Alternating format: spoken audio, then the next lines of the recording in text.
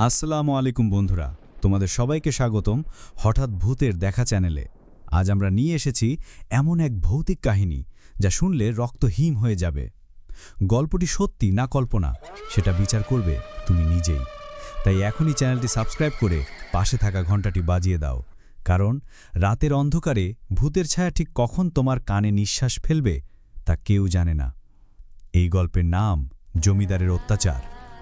গল্পটা শুরু করার আগে চলুন ছোট্ট একটা ট্রেলার শুনে নেই। রাত 12টা বাজে, চারদিক নিস্তব্ধ। বাতাসে শোনা যায় কার যেন কান্না। পুরনো সেই জমিদার বাড়িতে ঢোকার পর আর কেউ ফিরে আসে না।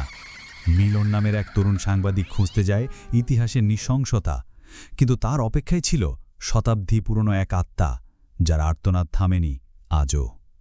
জমিদারের অত্যাচার, এক ভয়ঙ্কর অতৃপ্ত প্রতিশোধের গল্প।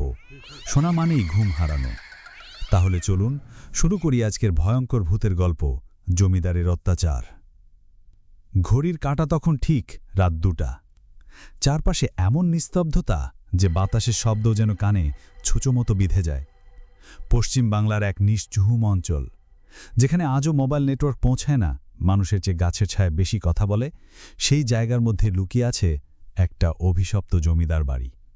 লোকেরা বলে ওটা বাড়ি নয়, অভিশাপের ঘর। সেই জমিদার বাড়ির নাম রায়চৌধুরী হাবেলি। একটা পুরনো জিপ গাড়ি হেঁচড়াতে হেঁচড়াতে ঢুকল সেই গ্রামের একমাত্র কাঁচা রাস্তায়। ড্রাইভারের পাশে বসে আছে এক তরুণ, বছর 28-এর, যুবক, চোখে কৌতূহল আর মুখে ক্লান্তি। তার নাম মিলন। কলকাতার এক উঠতি সাংবাদিক। অজানা, অদ্ভুত এবং অলৌকিক কাহিনীগুলো নিয়ে কাজ করে সে। এবার তার মিশন রায়চৌধুরী জমিদার বাড়ির রহস্য উন্মোচন। ড্রাইভার হঠাৎ গাড়ি থামালো। দবু, এখান থেকে আমি যাব না, ভীত গলায় বলল লোকটা। কেন? জমিদার বাড়ি তো সামনেই। ওই রাস্তা দিয়ে গেলে ফিরে আসা যায় না, আমি আগেই বলে দিচ্ছি। আমার গাড়ি ভাড়া চাইলে এখানেই নামুন। মিলন নিঃশব্দে গাড়ি থেকে নামল। ড্রাইভার গাড়ি ঘুরিয়ে হাওয়ার মতো উধাও হল। সামনে একটানা কুয়াশা, গাছপালার ছায়ায় তৈরি হয়েছে অদ্ভুত এক পরিবেশ। মিলন হাঁটতে লাগল, ধীরে ধীরে হেঁটে চলেছে এক অভিশপ্ত ইতিহাসের দিকে। হঠাৎ পায়ের নিচে কিছু ঠুকঠুক শব্দ। নিচু হয়ে দেখল ভাঙা একটা কুম্ভু কাঠের পুতুল। কে রাখল এটা এখানে? তবে তার চেয়েও ভয়ঙ্কর ছিল পেছনে শোনা সেই শব্দ, চুরি ভাঙার শব্দ। পেছনে তাকালো মিলন, কেউ নেই, কিন্তু বাতাসে ভেসে এলো এক নারী কণ্ঠের ধ্বনি। তুমি এসেছ এতদিন পর। মিলন কাঁধের ব্যাগটা শক্ত করে ধরে আরও কয়েক কদম সামনে এগিয়ে গেল। সামনের মাটির রাস্তা একসময় মিলিয়ে গেল কাঁচা ঘাসে ঢাকা একটা পথের মধ্যে, আর তার ঠিক পেছনে মাথা উঁচু করে দাঁড়িয়ে আছে সেই বেরজাবার পড়া রাজপ্রাসাদ, রায়চৌধুরী জমিদার বাড়ি। পুরো বাড়িটা জীর্ণ, দেয়ালের চুন উঠা গেছে, জানালার শিক বাঁকা আর ছাদের কর্নিশে বাদুড় ঝুলে আছে। তবুও বাড়িটার মধ্যে একটা অদ্ভুত আকর্ষণ, যেন কিছু একটা ডাকছে, আহ্বান করছে। দরজার পাশে একটা লোহার ঘণ্টা। মিলন টোকা দিতেই সেটার আওয়াজ কানে ধাক্কা দিল। Tongue tongue tongue. হঠাৎ ভেতর থেকে একটা দরজা ঠেলানো শব্দ। কিছুক্ষণ পরে এক বৃদ্ধ বের হল, সাদা ধুতি, ফ্যাকাশে মুখ, চোখে কোনো আলোর ছায়া নেই। আপনি মিলনবাবু? জি। আপনি? আমি বংশীদাস, রায়চৌধুরীদের শেষকালে কর্মচারী। আজও এ বাড়ি পাহারা দেই। আমি বাড়ির ইতিহাস জানতে এসেছি, বিশেষ করে সেই অভিশাপের কথাটা। বংশীদাস একবার তাকালো তার চোখে, তারপর ফিসফিস করে বলল, যা খুঁজছেন তা পেয়ে যাবেন, কিন্তু অনেকেই খুঁজতে এসে আর ফেরেনি। আপনিও সাবধানে থাকবেন বাবু। ভেতরে ঢুকতেই মিলনের শরীর কেঁপে উঠল। বাড়ির দেয়ালে পুরনো রাজকীয় ছবি, এক জমিদারের মুখে হিংস্র হাসি, পাশে এক সুন্দরী মহিলা যার চোখ যেন যন্ত্রণায় ভরা। একটা বড় হলঘরে বংশীদাস মিলনকে বসতে দিল। এই বাড়ির ইতিহাস শুরু হয়েছিল এক নিষ্ঠুর রাজত্ব দিয়ে। শুরু করল বংশীদাস। রায়চৌধুরী মহারাজ যতীনচন্দ্র ছিলেন এক কঠোর জমিদার। মানুষ বলতো তিনি মানুষের রক্তে চা খেতেন, কিন্তু তার রক্ষিতা ছিল এক সাধারণ মেয়ে, নাম ছিল মাধবী, গ্রামের দরিদ্র পরিবারের মেয়ে, যার রূপে মুগ্ধ হয়ে জমিদার তাকে কুঠিতে রাখে। কিন্তু সেই মেয়ে ছিল অভিশাপের বীজ। কি রকম অভিশাপ? প্রশ্ন করল মিলন। বংশীদাস হঠাৎ গলা নামিয়ে বলল, এক রাতে সেই মেয়েটা নিজে আগুন দিয়ে নিজেকে পুড়িয়ে মরে। আর তারপর থেকে এই বাড়িতে শুরু হয় অদ্ভুত সব ঘটনা। কেউ রাত 12টার পর এখানে থাকলে তারা নাকি মাধবীর গলায় ঝুমকার শব্দ শুনতে পায়, চুড়ি ভাঙার আওয়াজ, এমনকি দরজায় থাপ্পড়। মিলনের গা কাঁটা দিয়ে উঠল। ঠিক সেই সময় দূরের করিডোর থেকে ঠক ঠক পায়ের শব্দ ভেসে এলো। বংশীদাস দাঁড়িয়ে বলল, রাত হয়ে গেছে বাবু, আজকের মতো বিশ্রাম নিন। কাল সকাল হলে বাড়ির ভেতরের ঘরগুলো দেখিয়ে দেব।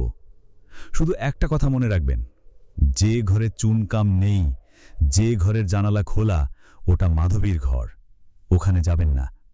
মিলন শুধু মাথা নাড়ল, কিন্তু সে জানত ও ঘরেই তাকে যেতে হবে। সত্যি জানতে হলে ভয়কে আলিঙ্গন করতেই হবে। রাত ঘুরিয়ে গেছে। পুরনো ঘড়ির ঘণ্টাধ্বনি জানিয়ে দিল রাত 12টা। মিলন বসে আছে কাঠের বিছানায়। সামনের দেয়ালে টিমটিম করে জ্বলছে লণ্ঠন। ঘরের প্রতিটি কোণ যেন তার দিকে তাকিয়ে আছে। বাতাস নিস্তব্ধ হলেও যেন কিছু একটা শ্বাস নিচ্ছে, খুব কাছে, খুব গভীর। বংশীদাস বলেছিল জানালা খোলা ঘরটায় যেতে না, আর মানুষের মন তো এমন, যেটা নিষেধ সেটাই বেশি টানে। হঠাৎ সেই শব্দটা আবার, চুড়ি ভাঙার শব্দ। মিলন চমকে উঠল। লণ্ঠন হাতে নিয়ে দরজা খুলে বারান্দায় দাঁড়ালো। ঘুটঘুটে অন্ধকার। দূর থেকে ভেসে এলো একটা করুণ গান, বলো না তুমি কারে চাও, বলো না তুমি কেন যাও। মিলন নিঃশব্দে পা ফেলতে ফেলতে এগিয়ে গেল সেই করিডোরের দিকে, যেটা দিনের আলোতেও হাড় কাঁপিয়ে দেয়। একটার পর একটা দরজা পেরিয়ে এসে পৌঁছালো একটা ঘরের সামনে। দরজা আধো খোলা, জানালা খোলা, ভেতরে চাঁদের আলো ঢুকছে। হ্যাঁ, এটাই সেই ঘর, মাধবীর কুঠি। মিলন কাঁপতে থাকা হাতে দরজা ঠেলে ভেতরে ঢুকলো। ঘরের ভিতর মাটির ওপর একটা পুরনো আয়না, আর পাশে একটি পাথরের পলঙ্ক। পলঙ্কের ওপরে সাদা রঙের শাড়ি নিটলি গুটানো, অথচ কারো থাকার কথা নয় সেখানে। মিলন যখন ঘরের মধ্যে ঢুকেই পড়েছে, তখন পেছন থেকে দরজাটা ধড়াম করে বন্ধ হয়ে গেল। সে চমকে উঠে ঘুরে দাঁড়ালো। আয়নার ভেতরে তার নিজের প্রতিচ্ছবি নেই, বরং সে দেখল একটা মেয়ে, লাল পাড়ের শাড়ি, মুখে সিঁদুরের দাগ, চোখে কান্না, আর ঠোঁটে একটা হালকা হাসি। মিলনের দম বন্ধ হয়ে আসছিল। তুমি এসেছো মিলন? একটা নিঃশ্বাসের মতো শব্দ যেন মিলনের কানের পাশ দিয়ে ফিসফিস করে বলে উঠল। হাতের লণ্ঠন মাটিতে পড়ে গিয়ে নিভে গেল। ঘরটা ডুবে গেল অন্ধকারে। আচমকা ঠান্ডা একটা হাত আর কাঁধে ছুঁয়ে দিল। মিলন ঘুরে দাঁড়াতে না দাঁড়াতেই অন্ধকারে সেই মেয়েটি তার মুখের কাছে এসে ফিসফিস করে বলল, তারা আমার সর্বনাশ করেছিল মিলন, তুমি কি আমাকে মুক্তি দেবে? মিলনের চোখের সামনে একটা দৃশ্য ভেসে উঠল। জমিদার যতীনচন্দ্র হাতে চাবুক নিয়ে একটা মেয়েকে টেনে নিয়ে যাচ্ছে। সেই মেয়েটি কাঁদছে, চিৎকার করছে। আর আশপাশে দাঁড়িয়ে আছে জমিদারের দাসীরা। কারো মুখে সহানুভূতি নেই, শুধু ভয়। আমাকে জ্যান্ত পুড়িয়ে দিয়েছিল তারা। মেয়েটির গলার স্বর ভারী হয়ে উঠল। তারা সবাই মরে গেছে, শুধু একজন এখনো বেঁচে আছে। তাকে খুঁজে দাও মিলন, আমি শান্তি পাব। চোখ খুঁজে দেখল মিলন, সে তখন আবার নিজের ঘরে বিছানায়। সে কি ঘুমিয়েছিল নাকি? সকালে মিলন ঘুম থেকে জেগে উঠে বুঝতে পারল তার শরীর ঘামে ভিজে গেছে। ঘরের জানালা বন্ধ, দরজাও ভেতর থেকে আটকে ছিল। তবে সবচেয়ে অদ্ভুত ছিল বিছানার পাশে রাখা কাঠের টেবিলে একটা পুরনো চিঠি। হাত কাঁপতে কাঁপতে মিলন চিঠিটা খুলল। মিলন, তুই যাকে খুঁজছিস সে এখনো ছায়ার মতোই বাড়ির ভেতর ঘুরে বেড়ায়। জমিদার যতীনচন্দ্র শুধু নিষ্ঠুর ছিল না, সে ছিল এক অন্ধকার তন্ত্র সাধক। সে শুধু মাধবীকে পুড়িয়ে মারেনি, তাকে বন্দী করেছে এক শয়তানি মন্ত্রের মাধ্যমে। ওই বাড়ির দক্ষিণ দিকের বন্ধ কুঠুরিতে লুকোনো আছে সেই সাধনার চিহ্ন। ওই ঘরে কখনোই সূর্যের আলো ঢোকে না। তুই যদি সাহসী হস, তবে সেখানেই খুঁজে পাবি তার মুক্তির উপায়। চিঠির নিচে নাম নেই, তবে হস্তাক্ষর পুরনো দিনের মতো, কালই ফেটে গেছে। মিলনের মনে পড়ে গেল বংশীদাস বলেছিল দক্ষিণ দিকের ঘরগুলো আজও তালাবন্ধ। সে ঠিক করল আজই সেই ঘরটা খুঁজে বের করবে। সন্ধ্যা। বংশীদাসকে না জানিয়ে মিলন হাতের টর্চ জ্বালিয়ে রওনা দিল দক্ষিণ দিকের করিডোরের দিকে। ঘরের পর ঘর পেরিয়ে অবশেষে পৌঁছালো এক দরজার সামনে। বিশাল লোহার দরজা, তালা মুড়িচায় ঢেকে গেছে। মিলন জানত এটাই সেই ঘর। সে ব্যাগ থেকে একটা ছোট হাতুড়ি বের করল। ধীরে ধীরে তালা ভাঙতে লাগল। ঠ্যাং ঠ্যাং ঠ্যাং। তালা ভাঙার সঙ্গে সঙ্গেই দরজার পেছন থেকে ঠান্ডা বাতাসের ঝাপটা এলো। মিলনের টর্চ কেঁপে উঠল। সে দরজাটা ঠেলে ভিতরে ঢুকল। ঘরের ভেতর হাড় ঠান্ডা। দেয়ালের চারপাশে তান্ত্রিক চিহ্ন, রক্তে আঁকা চক্র, আর মাঝখানে পোড়া কাঠ। আর এক কোণে একটা পুরনো বাক্স। মিলন বাক্সটা খুলতেই দেখে একটা পাণ্ডুলিপি, যার কভারে লেখা জমিদার নিজেই লিখেছিল এই পুস্তক। নিজের হাতে মাধবীকে পুড়িয়ে তার আত্মাকে বন্ধ করে রেখেছিল এই বাড়ির মাঝে, আর সে চেয়েছিল অমরত্ব। এখন সবকিছু পরিষ্কার। এই বাড়িতে শুধু মাধবীর আত্মাই নয়, জমিদারের অভিশপ্ত শক্তিও ঘুরে বেড়ায়। হঠাৎ মিলনের কানে ভেসে এলো এক চাপা চিৎকার, বেরিয়ে যা, বেরিয়ে যা এখান থেকে, না হলে তুইও পুড়বি আমার মতো। মিলন টর্চ ঘুরিয়ে দেখল দেয়ালের পাশে মাধবীর ছায়া, কিন্তু সে আর আগের মতো করুণ নয়। এবার তার চোখে ক্ষোভ, গায়ে পোড়া দাগ আর হাতে আগুন। ঘরটা কেঁপে উঠল, দেয়াল থেকে রক্ত চুইয়ে পড়ছে। মিলন দরজার দিকে দৌড় দিল, দরজা বন্ধ। সে ধাক্কাতে লাগল, আর মাধবীর কণ্ঠ যেন এক জাদু বাক্যের মতো বলল, তুই যদি আমাকে মুক্তি দিতে না পারিস, তাহলে তোকেও আমার মতো এই বাড়ির অভিশাপ হতে হবে। মিলনের শরীর তখন ঘামে ভিজে গেছে, শ্বাস যেন বুকের মধ্যে আটকে আছে। সেই তালাবদ্ধ ঘরে চারপাশে রক্ত, আগুনের গন্ধ, আর সামনে দাঁড়িয়ে পোড়া মুখের এক নারী, যার চোখে 1000 বছরের অভিশাপ, মাধবী। মিলন শেষ চেষ্টা করে দরজা ঠেলে খুলল। হঠাৎ যেন একটা অদৃশ্য শক্তি দয়া করল, দরজা খুলে গেল। সে দৌড়ে বেরিয়ে এলো করিডোরে। পেছন ফিরে তাকাতেই দেখল দরজা আবার বন্ধ হয়ে গেল, আর ওপর থেকে ধুলোর ঝড় নেমে এলো। ফিরে গিয়ে বিছানায় পড়ে গেল সে। ঘণ্টাখানেক পরে দরজায় কড়া নাড়ল বংশীদাস। বাবু, আপনি ঠিক তো? মিলন হোঁচট খেতে খেতে দরজা খুলল। তোমরা এত বছর ধরে এই বাড়িতে আছো, কিছু করো না কেন? বংশীদাস গম্ভীর মুখে বলল, আমরা পারিনি বাবু, আমরা সবাই জমিদারের পাপের বোঝা নিয়ে বাঁচি। এই বাড়ির মানুষ কেউ সুখে মরেনি। তুমি কি জানো মাধবীকে সে পুড়িয়ে মেরেছিল, তন্ত্র সাধনা করেছিল তার উপর? বংশীদাস চোখ নিচু করে বলল, জানি। আমি তখন ছোট, এক রাতে দেখেছিলাম আগুন জ্বলছে আর মাধবী চিৎকার করছে। জমিদার আর তার মোহরদাররা চারপাশে দাঁড়িয়ে মন্ত্র পড়ছিল। মিলনের চোখে আগুন জ্বলে উঠল। তাহলে জমিদারের আত্মাও কি এই বাড়িতে আছে? আছে।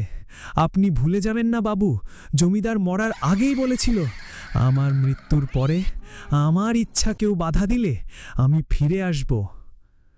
মিলন এবার পুরো বিষয়টা বুঝে গেল। এটা কেবল আত্মার গল্প নয়, এটা সেই অমরত্ব চাওয়া পিশাচের অভিশাপ। সেই রাত মিলন ঘুমোতে পারল না। সে বারবার ভাবতে লাগল, যদি সে মাধবীকে মুক্তি দিতে চায়, তবে তাকে ওই ঘরে ফিরে যেতে হবে, তন্ত্রমন্ত্রের সেই পাণ্ডুলিপি আবার পড়তে হবে। কিন্তু সেটা করতে গেলে সে নিজেই বিপদে পড়তে পারে। হঠাৎ আবার সেই আওয়াজ, চুরির শব্দ, দরজায় থাপ্পড়, আর একটা চাপা কান্নার সুর। আমি মরিনি মিলন, আমি আছি, আমি আটকে আছি। মিলন উঠে দাঁড়ালো। সে আর পালাবে না। এই জমিদার বাড়ির ইতিহাস শেষ করতেই হবে। সে জানত আগামী রাত হতে চলেছে ভয়ঙ্করতম রাত। রাত তখন ঠিক 3টে। বাড়ির সব আলো নিভে গেছে। কেবল দূর থেকে শোনা যাচ্ছে শিয়ালের ডাক আর বাঁশঝাড়ে বাতাসের হু হু শব্দ। মিলন আবারও সেই ঘরে ফিরে এলো। পাণ্ডুলিপির পাশে রাখা ছিল একটা ছোট্ট রূপার মূর্তি, এক রুদ্র মূর্তি। মিলনের ধারণা, জমিদার এই মূর্তিটিকে ব্যবহার করত তার তন্ত্র সাধনায়। সে পাণ্ডুলিপির পাতা উল্টাতে উল্টাতে একটা লাইন পড়ল, যার আত্মা পোড়াময় আগুনে বন্দী, তার মুক্তি মেলে তারই রক্ত দিয়ে। কিন্তু অভিশাপ যদি অমরত্বের আশীর্বাদ হয়, তবে সে আত্মা হয় পিশাচ। মিলনের হঠাৎ মনে পড়ল, বংশীদাস বলেছিল, জমিদার মরার আগে তার নিজের রক্ত এক পিতলের বাটিতে রেখে দিয়েছিল, যাতে তার আত্মা বারবার জাগ্রত হতে পারে। অর্থাৎ যতদিন সেই রক্ত রয়ে যাবে, জমিদারের আত্মা ধ্বংস হবে না। হঠাৎ ঘরটা ঠান্ডা হয়ে গেল। মেঝেতে জমে উঠল কুয়াশার মতো ধোঁয়া, আর তার মাঝখান থেকে গড়িয়ে উঠল এক অদ্ভুত ছায়া। সেই ছায়া ধীরে ধীরে রূপ নিতে লাগল। একটা চওড়া কাঁধ, মাথায় রেশমি টোপর, হাতে একটা লালচে করচে কাপড় মোড়ানো চাবুক। জমিদার যতীনচন্দ্র। তার চোখ দুটো যেন আগুনের মতো জ্বলছে।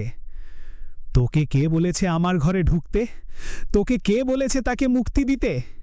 মিলন পিছু হটতে চাইল, কিন্তু তার পা যেন মাটিকে গেঁথে গেছে। জমিদার ধীরে ধীরে এগিয়ে এলো। আমি এখনো বেঁচে আছি মিলন, তুই ভাবছিস আমি মরেছি? আমি মৃত্যুকে বন্দি করে রেখেছি এই পাণ্ডুলিপিতে, এই রক্তে, এই বাড়িতে। মিলনের গলা শুকিয়ে গেল, সে বলতে পারল না কিছুই। হঠাৎ জমিদার হাত তুলে বলল, তোর মতো জ্ঞান পাপীদের আমি অনেক দেখেছি, তুইও এখান থেকে ফিরবি না। মিলনের পেছনে দরজাটা বন্ধ হয়ে গেল নিজে থেকেই। ঘরের ভিতরে বাতাস ভারী হয়ে উঠল, দেয়ালের গায়ে আঁকা রক্তচিহ্নগুলো থেকে রক্ত গড়িয়ে নামতে লাগল। চোখের সামনে জমিদারের ছায়া, হাতে চাবুক, যার আগুনে যেন বাতাস কেঁপে উঠছে। মিলন দৌড়ে দরজা খুলতে চেষ্টা করল, কিন্তু দরজা শক্তভাবে বন্ধ।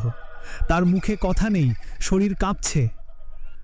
হঠাৎ ঘরের এক কোণ থেকে নারী কণ্ঠের আওয়াজ শোনা গেল, পিছনে তাকাও না মিলন, ভয় পেলেও শক্তি পাবে। একটুকু সাহস সঞ্চয় করে মিলন দাঁড়িয়ে রইল। সে চোখ বন্ধ করল, মনে মনে পড়তে লাগল পাণ্ডুলিপিতে লেখা মন্ত্র। ওম অগ্নি সূর্য দাহ করুক তমসা, মুক্তি দিক যাকে শ্বাসরুদ্ধ করে রেখেছে অভিশাপ। জমিদার এবার চিৎকার করে উঠল, থাম! এই মন্ত্র উচ্চারণ করলে তুইও পুড়ে ছাই হয়ে যাবি। মিলন চোখ মেলল, আর ঠিক তখনই ঘরের মাঝখানে দাঁড়ানো রূপার সেই মূর্তির চোখ জ্বলে উঠল। তার দিক থেকে বের হলো এক প্রবল আগুনের রেখা। সেটা সরাসরি জমিদারের দিকে আঘাত করল। চাবুকটা পড়ে গেল মাটিতে, আর জমিদারের চেহারা বিকৃত হয়ে যেতে লাগল। না, না, এখনো না, আমি অমর, আমি। তার কথা শেষ হবার আগেই সে হাওয়ায় মিলিয়ে গেল ধোঁয়ার মতো। ঘরের বাতাস হালকা হয়ে গেল। নীলন হাঁটু গেড়ে বসে পড়ল, তার শ্বাস ধরে আসছিল। পেছন থেকে মাধবীর সেই কণ্ঠস্বর আবার শোনা গেল, একটা কাজ বাকি, জমিদারের রক্ত সেই বাটিতে দক্ষিণ পূর্বের কোণে, সেটাকে নষ্ট না করলে সে আবার ফিরে আসবে। মিলন সেই বাক্স খুলে পেল একটা ছোট পিতলের পাত্র, যার মধ্যে গাঢ় লাল কালচে রক্ত জমে আছে।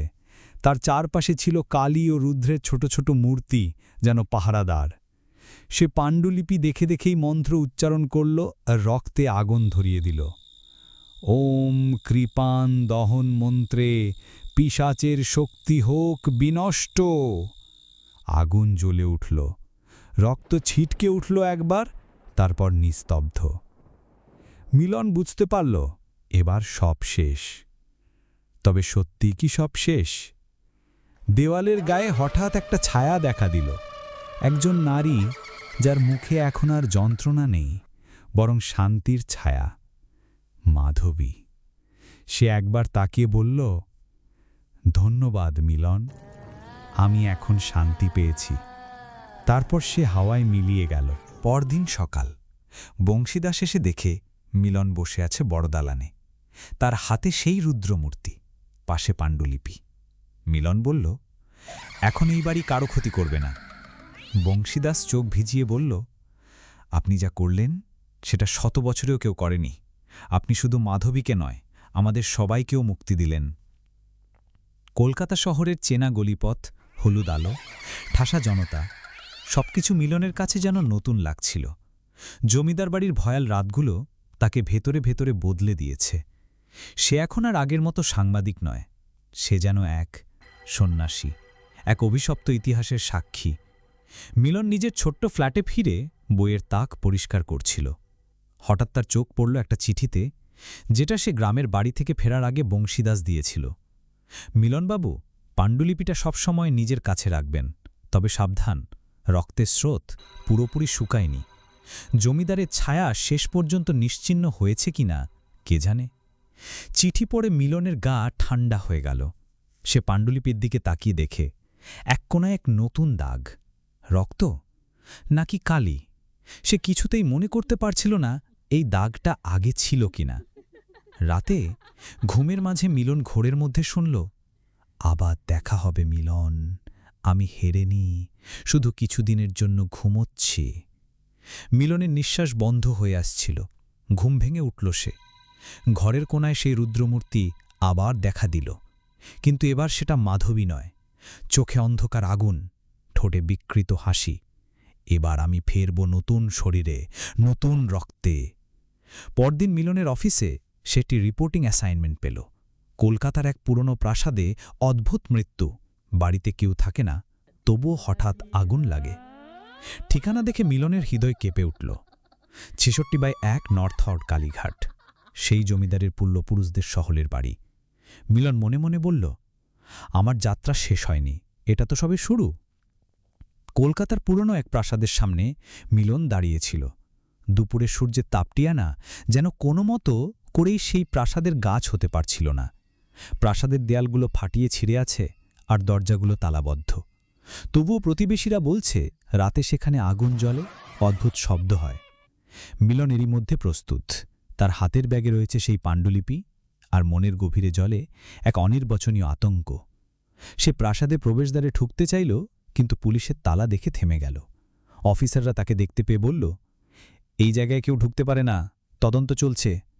মিলন চিন্তিত না হয়ে বলল, আমি রিপোর্টার, এই ঘটনার একটা গভীর রহস্য আছে যেটা জানতে হবে।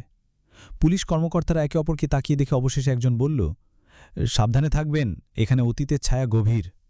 মিলন মনস্থ করল রাত পর্যন্ত অপেক্ষা করবে। রাত নামতেই মিলন প্রাসাদের আশেপাশে ঘুরে বেড়াচ্ছিল। হঠাৎ তার চোখ পড়ল প্রাসাদের এক জানালায়, যেখানে অদ্ভুত আলোর ঝলকানি। সে ধীরে ধীরে কাছে গিয়ে জানালা দিয়ে তাকালো। ভেতরে দেখতে পেল একটা অদ্ভুত মায়া মঞ্চ, যেখানে আগুন জ্বলছে। মঞ্চের এক কোণে দাঁড়িয়ে আছে সেই একই রূপের এক মেয়ে, যার চোখে আগুন আর হাতে আগুনের লাঠি। মিলনের বুক ধুকধুক করে উঠল। সে বুঝতে পারল পুরনো অভিশপ্ত পরিবারের সেই চিরন্তন অভিশাপ তাকে এখন শহরেও খুঁজছে। রাত গভীর। কলকাতার ওই পুরনো প্রাসাদের সামনে মিলন ঘোরাঘুরি করছিল। তার হৃদয় আজও অচেনা ভয়ে ভরে উঠে। প্রাসাদের ভেতর এক অদ্ভুত আগুন জ্বলছে, যেন মৃতের আত্মার অশ্রু। মিলন ধীরে ধীরে প্রবেশের পথ খুঁজছিল। হঠাৎ মঞ্চের এক কোণে থেকে দেখা গেল সেই মেয়েটিকে, আগুনে ঝলমলানো চোখ আর হাতে আগুনের লাঠি। তার চেহারা অস্বাভাবিক, যেন কোনো অমৃত আত্মা। মিলন সে সময় বুঝতে পারল এই মেয়েটি আর কেউ নয়, সেই মাধবীর আত্মার প্রতিরূপ। আগুনের নাচের মাঝখানে মিলন মন্ত্রপাঠ করতে শুরু করল, পাণ্ডুলিপির সেই তন্ত্রমন্ত্র। তার মুখ থেকে বেরোল এক অশ্রুত উচ্চারণ, যা আগুনকেও স্তব্ধ করে দিচ্ছিল। হঠাৎ প্রাসাদের চারপাশে বাতাস ঘুরতে লাগল, আগুন নড়তে শুরু করল, আর সেই মেয়েটি ধীরে ধীরে মিলনের দিকে এগোতে লাগল। মিলনের গলায় কম্পন, কিন্তু সে থেমে থাকল না। তার সাহসের উৎস ছিল মুক্তির আশা। বলে উঠল, মাধবী, তুমি আর বন্দী নও, শান্তি পাও। এক ঝলকানি আগুনের নাচ থেমে গেল। মাধবীর মুখে একটা প্রশান্তির হাসি ফুটল। তার আয়তন হালকা হয়ে গেল, বাতাসে মিলিয়ে গেল। মিলন তখন বুঝতে পারল পুরো অভিশাপ থেকে মুক্তি পেতে এই ছিল শেষ যুদ্ধ। মিলনের চোখ এখনও সেই আগুনের নৃত্যের ছবে মুছে যায়নি। তবু মনে হচ্ছিল যেন কোনো অদৃশ্য কেউ তার পিছু ছাড়ছে। কলকাতার ব্যস্ত রাস্তায় মানুষের ঢলের মাঝে মিলনের পা হঠাৎ থেমে গেল। সামনের কাঁচের জানালায় সে নিজের প্রতিবিম্ব দেখল, কিন্তু চোখের কোণায় যেন অন্য কোনো ছায়া দেখা দিল। ছায়া ধীরে ধীরে গাঢ় হতে লাগল, তার সামনে এসে দাঁড়াল। তুমি আমাকে কখনো ছাড়তে পারবে না, এক জরা কণ্ঠস্বর ভেসে এলো। মিলন কাঁপতে লাগল, কিন্তু সাহস জোগাল। আমি আর ভয় পাই না, তোমাকে শেষ করতে এসেছি। শেষ? এখানে কোনো শেষ নেই। ছায়ার হাসি বাতাসে ছড়িয়ে পড়ল। সেই মুহূর্তে মিলন বুঝতে পারল রহস্য শুধু জমিদারের বাড়িতে নয়, তার সঙ্গে মিলনের জীবনের সাথেও জড়িত। মিলনের মনে করল সেই ছায়ার কণ্ঠস্বর কেবল ভূতের নয়, যেন অতীতের কোনো বার্তা। সে দ্রুত বাড়ি ফিরে পাণ্ডুলিপি খুলে পড়তে শুরু করল। বইয়ের পাতা এক এক করে উল্টানো হচ্ছিল, আর চোখ ঝাপসা হয়ে আসছিল। হঠাৎ পাণ্ডুলিপির এক পাতায় মিলন পড়ল এক অজানা মন্ত্র, যা বলছিল যে কেবল ভূত নয়, মানুষের মনোভাবের পিচ্ছিলতাকে ঘিরে আবৃত সে অভিশাপ। মিলনের মনে পড়ল বংশীদাসের কথা। এই জমিদার বাড়িতে অনেকেই নিঃশেষ হয়ে গেছেন, কিন্তু কেউ পলাতেও পারেননি। সে বুঝতে পারল জমিদারের অভিশাপ শুধুই অতিপ্রাকৃত নয়, এতে মানুষের লোভ, হিংসা আর বিশ্বাসঘাতকতার কুয়াশাও মেশা। রাত হতেই সে আবার সেই অভিশপ্ত জমিদার বাড়ির দিকে রওনা দিল। আকাশ কালো মেঘে ঢাকা, বাতাসে অদ্ভুত একটা গন্ধ। পা ফেলতেই যেন মাটি হিলতে শুরু করল। দূরে শোনা গেল, আমাদেরকে মুক্তি দাও মিলন। রাতের অন্ধকারে মিলন জমিদার বাড়ির সামনে দাঁড়িয়েছিল। বাতাসে শুকনো পাতা উড়ছে, দূরে থেকে কখনো কখনো কুকুরের হুঙ্কার শোনা যাচ্ছে। আকাশে মেঘ জমে আছে, যেন কোনো বিপদের আগাম সংকেত। মিলন ধীরে ধীরে বাড়ির প্রবেশ পথ ধরে এগোতে লাগল। সামনে একটা ফ্যাকাশে আলো জ্বলছে, মনে হচ্ছিল কেউ তাকে ডাকছে। হঠাৎ বাতাসে এক মিষ্টি গন্ধ ভাসতে লাগল, যা আগে কখনো পায়নি সে। একটু সামনে গিয়ে দেখল, ঘাসের মধ্যে এক ঝলমলে চুড়ি পড়ে আছে। চুড়িটা স্পর্শ করতেই মিলনের শরীরে অদ্ভুত এক জ্বর এসে বাসা বেঁধে গেল। তবে হালকা হাসি ও কান্নার শব্দ ভেসে এলো দূর থেকে। মাধবী, মিলন ফিসফিস করল। তখনই আকাশে বিদ্যুতের গর্জন আর সঙ্গে বৃষ্টির ঝর্ণা শুরু হলো। মিলন বুঝল, এই সন্ধ্যা শুধু একটা সন্ধ্যা নয়, এটি মাধবীর আত্মার ডাকে মিশে থাকা এক মায়াবী সন্ধ্যা। মিলনের চোখ এখনও সেই আগুনের নৃত্যের ছবি মুছে যায়নি। তবু মনে হচ্ছিল যেন কোনো অদৃশ্য কেউ তার পিছু ছাড়ছে। কলকাতার ব্যস্ত রাস্তায় মানুষের ঢল মাঝে মিলনের পা হঠাৎ থেমে গেল। সামনের কাঁচের জানালায় সে নিজের প্রতিবিম্ব দেখল, কিন্তু চোখের কোণে যেন অন্য কোনো ছায়া দেখা দিল। ছায়া ধীরে ধীরে গাঢ় হতে লাগল, তার সামনে এসে দাঁড়াল। তুমি আমাকে কখনো ছাড়তে পারবে না, এক জড়া কণ্ঠস্বর ভেসে এলো। মিলন কাঁপতে লাগল, কিন্তু সাহস জোগাল। আমি আর ভয় পাই না, তোমাকে শেষ করতে এসেছি। শেষ? এখানে কোনো শেষ নেই। ছায়ার হাসি বাতাসে ছড়িয়ে পড়ল। সেই মুহূর্তে মিলন বুঝতে পারল, রহস্য শুধু জমিদারের বাড়িতে নয়, তার সঙ্গে মিলনের জীবনের সাথেও জড়িত। মিলনের মনে করল, সেই ছায়ার কণ্ঠস্বর কেবল ভূতের নয়, যেন অতীতের কোনো বার্তা। সে দ্রুত বাড়ি ফিরে পাণ্ডুলিপি খুলে পড়তে শুরু করল। বইয়ের পাতা এক এক করে উল্টানো হচ্ছিল, আর চোখ ঝাপসা হয়ে আসছিল। হঠাৎ পাণ্ডুলিপির এক পাতায় মিলন পড়ল এক অজানা মন্ত্র, যা বলছিল যে কেবল ভূত নয়, মানুষের মনোভাবের পিচ্ছিলতাকে ঘিরে আবৃত সে অভিশাপ। মিলনের মনে পড়ল বংশীদাসের কথা। এই জমিদার বাড়িতে অনেকেই নিঃশেষ হয়ে গেছেন, কিন্তু কেউ পলাতেও পারেননি। সে বুঝতে পারল, জমিদারের অভিশাপ শুধুই অতিপ্রাকৃত নয়, এতে মানুষের লোভ, হিংসা আর বিশ্বাসঘাতকতার কুয়াশাও মেশা। রাত হতেই সে আবার সেই অভিশপ্ত জমিদার বাড়ির দিকে রওনা দিল। আকাশ কালো মেঘে ঢাকা, বাতাসে অদ্ভুত একটা গন্ধ। পা ফেলতেই যেন মাটি হিলতে শুরু করল। দূরে শোনা গেল, আমাদেরকে মুক্তি দাও মিলন। রাতের অন্ধকারে মিলন জমিদার বাড়ির সামনে দাঁড়িয়েছিল। বাতাসে শুকনো পাতা উড়ছে, দূরে থেকে কখনো কখনো কুকুরের হুঙ্কার শোনা যাচ্ছে। আকাশে মেঘ জমে আছে, যেন কোনো বিপদের আগাম সংকেত। মিলন ধীরে ধীরে বাড়ির প্রবেশ পথ ধরে এগোতে লাগল। সামনে একটা ফ্যাকাশে আলো জ্বলছে, মনে হচ্ছিল কেউ তাকে ডাকছে। হঠাৎ বাতাসে এক মিষ্টি গন্ধ ভাসতে লাগল, যা আগে কখনো পায়নি সে। একটু সামনে গিয়ে দেখল, ঘাসের মধ্যে এক ঝলমলে চুড়ি পড়ে আছে। চুড়িটা স্পর্শ করতেই মিলনের শরীরে অদ্ভুত এক জ্বর এসে বাসা বেঁধে গেল। তবে হালকা হাসি ও কান্নার শব্দ ভেসে এলো দূর থেকে। মাধবী, মিলন ফিসফিস করল। তখনই আকাশে বিদ্যুতের গর্জন আর সঙ্গে বৃষ্টির ঝর্ণা শুরু হলো।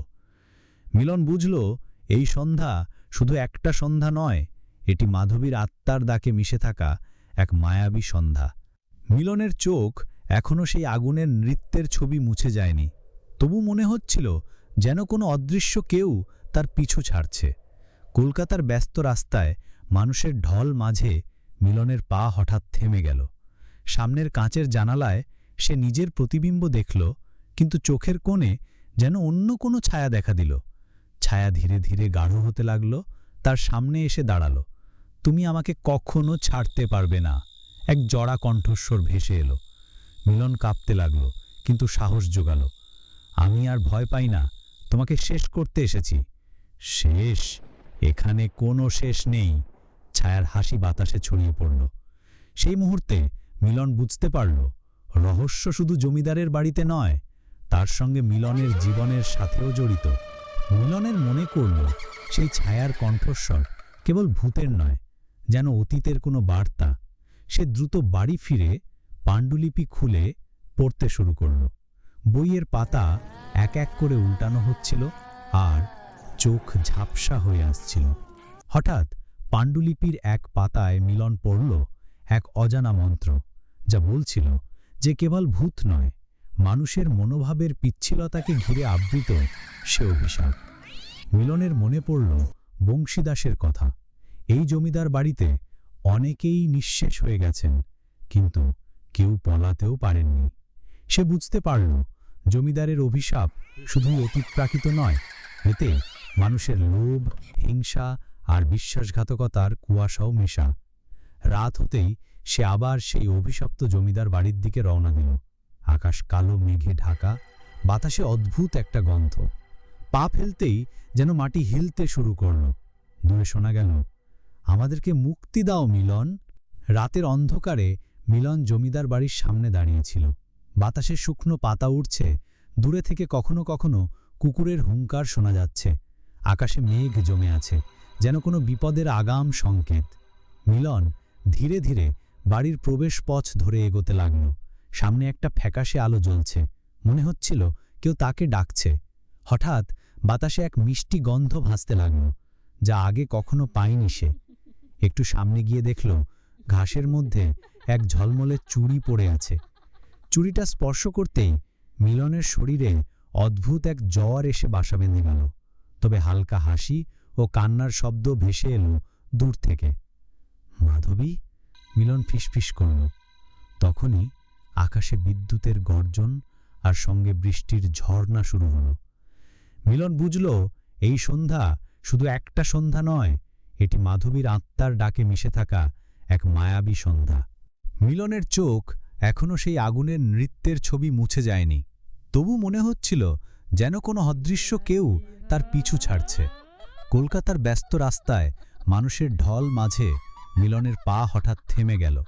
সামনের কাঁচের জানালায় সে নিজের প্রতিবিম্ব দেখল, কিন্তু চোখের কোণে যেন অন্য কোনো ছায়া দেখা দিল। ছায়া ধীরে ধীরে গাঢ় হতে লাগল, তার সামনে এসে দাঁড়াল। তুমি আমাকে কখনো ছাড়তে পারবে না, এক জড়া কণ্ঠস্বর ভেসে এলো। মিলন কাঁপতে লাগল, কিন্তু সাহস জোগাল। আমি আর ভয় পাই না, তোমাকে শেষ করতে এসেছি। শেষ? এখানে কোনো শেষ নেই। ছায়ার হাসি বাতাসে ছড়িয়ে পড়ল। সেই মুহূর্তে মিলন বুঝতে পারল, রহস্য শুধু জমিদারের বাড়িতে নয়, তার সঙ্গে মিলনের জীবনের সাথেও জড়িত। মিলনের মনে করল সেই ছায়ার কণ্ঠস্বর কেবল ভূতের নয়, যেন অতীতের কোনো বার্তা। সে দ্রুত বাড়ি ফিরে পাণ্ডুলিপি খুলে পড়তে শুরু করল। বইয়ের পাতা এক এক করে উল্টানো হচ্ছিল আর চোখ ঝাপসা হয়ে আসছিল। হঠাৎ পাণ্ডুলিপির এক পাতায় মিলন পড়ল এক অজানা মন্ত্র, যা বলছিল যে কেবল ভূত নয়, মানুষের মনোভাবের পিচ্ছিলতাকে ঘিরে আবৃত সে অভিশাপ। মিলনের মনে পড়ল বংশীদাসের কথা। এই জমিদার বাড়িতে অনেকেই নিঃশেষ হয়ে গেছেন, কিন্তু কেউ পলাতেও পারেননি। সে বুঝতে পারল জমিদারের অভিশাপ শুধুই অতিপ্রাকৃত নয়, এতে মানুষের লোভ, হিংসা আর বিশ্বাসঘাতকতার কুয়াশাও মেশা। রাত হতেই সে আবার সেই অভিশপ্ত জমিদার বাড়ির দিকে রওনা দিল। আকাশ কালো মেঘে ঢাকা, বাতাসে অদ্ভুত একটা গন্ধ। পা ফেলতেই যেন মাটি হিলতে শুরু করল। দূরে শোনা গেল, আমাদেরকে মুক্তি দাও মিলন। রাতের অন্ধকারে মিলন জমিদার বাড়ির সামনে দাঁড়িয়েছিল। বাতাসে শুকনো পাতা উড়ছে, দূরে থেকে কখনো কখনো কুকুরের হুঙ্কার শোনা যাচ্ছে। আকাশে মেঘ জমে আছে, যেন কোনো বিপদের আগাম সংকেত। মিলন ধীরে ধীরে বাড়ির প্রবেশ পথ ধরে এগোতে লাগল। সামনে একটা ফ্যাকাশে আলো জ্বলছে, মনে হচ্ছিল কেউ তাকে ডাকছে। হঠাৎ বাতাসে এক মিষ্টি গন্ধ ভাসতে লাগল, যা আগে কখনো পায়নি সে। একটু সামনে গিয়ে দেখল ঘাসের মধ্যে এক ঝলমলে চুড়ি পড়ে আছে। চুড়িটা স্পর্শ করতেই মিলনের শরীরে অদ্ভুত এক জ্বর এসে বাসা বেঁধে গেল। তবে হালকা হাসি ও কান্নার শব্দ ভেসে এলো দূর থেকে। মাধবী? মিলন ফিসফিস করল। তখনই আকাশে বিদ্যুতের গর্জন। মিলন বুঝল, এই সন্ধ্যা শুধু একটা সন্ধ্যা নয়, এটি মাধবীর আত্মার ডাকে মিশে থাকা এক মায়াবী সন্ধ্যা। অদ্ভুত নীরবতা নেমে এসেছে। মিলনের মন বারবার সেই চুরির কথা মনে পড়ছে, যা শুধু একটা বস্তু নয়, বরং মাধবীর কষ্টের এক স্মৃতি। হঠাৎ বাতাসে এক ঠান্ডা স্পর্শ লাগল। কেউ তার কাঁধে হাত রাখল। মিলন ঘুরে দেখল, কেউ নেই। তবুও তার চোখের সামনে এক ঝলমলে আলো দেখা দিল, যা যেন মায়াবী সেই রাতের স্মৃতিগুলো ফিরিয়ে আনছে। এক ঝলকে মিলন বুঝতে পারল, এই বাড়ি শুধু জমিদারের নয়, এখানে আরও অনেক আত্মার কান্না, ক্ষোভ আর ভালোবাসার গল্প লুকোনো। সে জানল, এই অভিশাপ থেকে মুক্তির জন্য তাকে শুধু তন্ত্রমন্ত্রে নয়, আত্মার বেদনায় প্রবেশ করতে হবে।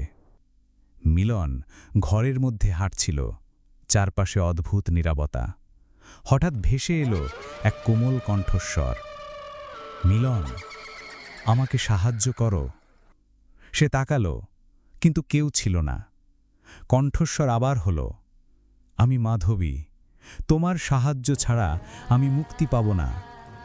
মিলনের হৃদয় ভারী হয়ে গেল। সে জানত, এটা আর শুধু জমিদারের অভিশাপ নয়, একটি নিরীহ আত্মার যন্ত্রণাও তাকে কল করছিল। সে ঠিক করল, এইবার শুধু মন্ত্রপাঠ নয়, তাকে মাধবীর অতীতের গোপন কথা খুঁজে বের করতে হবে। মিলন মাধবীর আত্মার ডাকে পেছন ভিড়ে গেল জমিদার বাড়ির সেই পুরনো ঘরে। ঘরটা আগের থেকে আরও অন্ধকার এবং রহস্যময় হয়ে উঠেছে। দেয়ালে আটকে আছে পুরনো ছবি, যেখানে মাধবী আর জমিদার দুজনেই হাসছেন, কিন্তু চোখে আছে প্রতিকূলতার ছায়া। মিলন ছবি নিক্ষেপ করল এবং একটা পুরনো দস্তাবেজের খোঁজ করল। সে এক পুরনো ডায়েরি পেল, যার পাতাগুলো ফাটা ছেঁড়া এবং ময়লা। ডায়েরি খুলে পড়তে লাগল। মাধবীর নিজের লেখা, যেখানে সে জমিদারের অত্যাচারের বর্ণনা দিয়েছে আর তার ভয়ঙ্কর পরিকল্পনার কথা জানিয়েছে।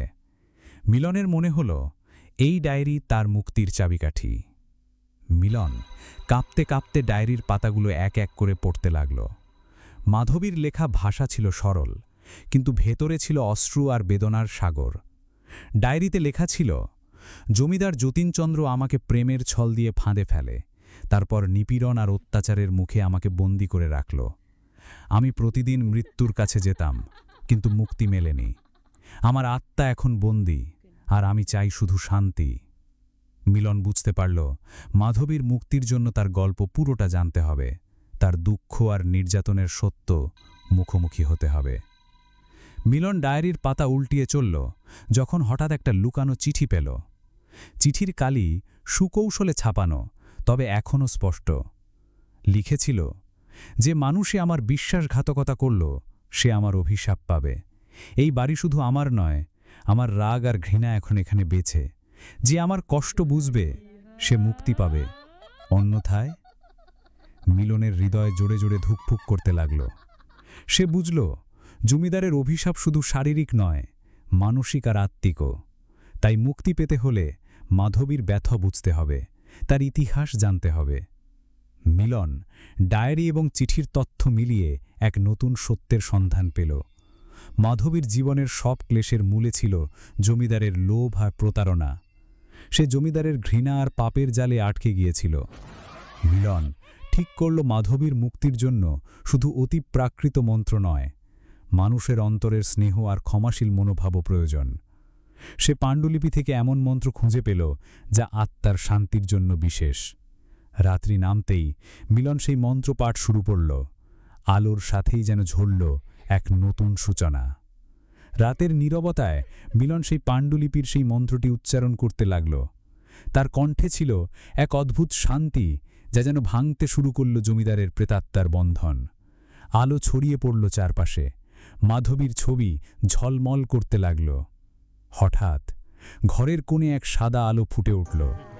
মাধবীর রূপ ধীরে ধীরে স্পষ্ট হতে লাগল, কিন্তু এইবার সে শান্ত।